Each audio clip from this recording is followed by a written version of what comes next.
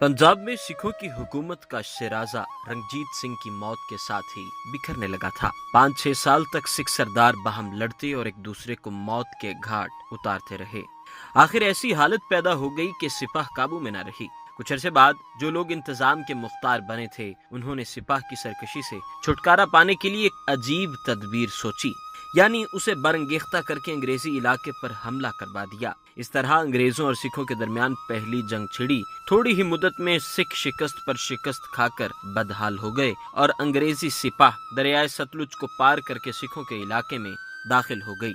अब सब पर परेशानी तारी हो गई। उनकी समझ में न आता था कि लड़ाई बंद करवाने की तदबीर क्या हो सकती है। जम्मू के हाकिम गुलाब सिंह डोगरा ने लड़ाई में कोई हिस्सा न लिया था और खुफिया खुफिया अपना ताल्लुक अंग्रेजों से कायम कर रखा था। उसे बुलाया गया कि अंग्रेजों से सुलह की बातचीत करे। आखिर गुलाब सिंह की कोशिश से फैसला हुआ कि सतलुज और ब्यास का दरमियानी इलाका अंग्रेजों के हवाले कर दिया जाए। इसके अलावा 1.5 करोड़ की रकम बतौर तावान अदा की जाए। खजाने में इतनी रकम न थी। सिखों की तरफ से जो लोग मुख्तार थे, उन्होंने कहा कि 68 लाख रुपए गुलाब सिंह के जिम्मे वाजिबुल अदा हैं, ये उससे ले लिए जाएं। बाकी रकम किस्तों में अदा कर दी जाए। अंग्रेज गवर्नर जनरल ने जवाब दिया कि हम दरबार और उसके कारिंदों के पुराने झगड़ों में नहीं पड़ना चाहते। हकीकत यह है कि गवर्नर जनरल के आदमियों ने पहले ही खुफिया गुलाब सिंह के साथ समझौता कर लिया था।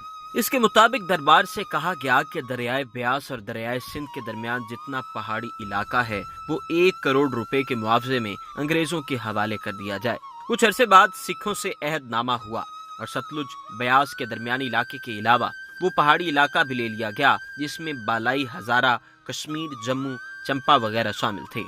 इसके कुछ देर बाद अंग्रेजों ने गुलाब सिंह के साथ जम्मू कश्मीर और बालाई हजारा का सौदा 1 करोड़ पर कर लिया।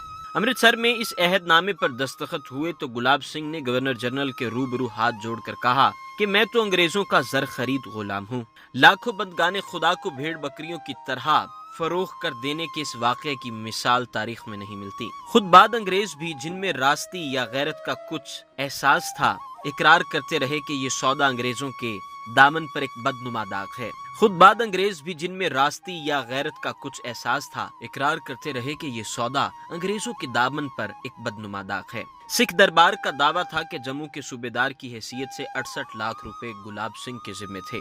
इसमें शुबा नहीं कि जब सिखों ने अंग्रेजों से लड़ाई शुरू की और गुलाब सिंह पर इमदाद के लिए जोर डाला तो वो 68 लाख रुपए पेश करने पर आमादा थे। इब्तदा में ये तय हुआ था कि दरियाए रावी और दरियाए सिंध के दरमियान का पूरा पहाड़ी इलाका गुलाब सिंह को दे दिया जाए, जिसमें चंपा भी शामिल था। फिर चंपा और इसका इलाका अलग कर लिया गया। इलाके में ये कमी की गई तो तावान की रकम भी 1 करोड़ से घटाकर 75 लाख कर दी गई।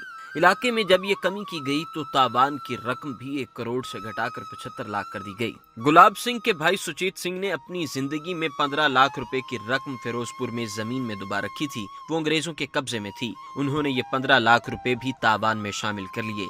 इस तरह गुलाब सिंह को सिर्फ 10 लाख अशरफी अदा करनी पड़ी। कश्मीर की फरोख्त का वाकया मुख्तलिफ हैसियतों से बेहद अहम है। अव्वल, बड़े बड़े इलाकों की फरोख्त का ऐसा कोई वाकया तारीख में नहीं मिलता।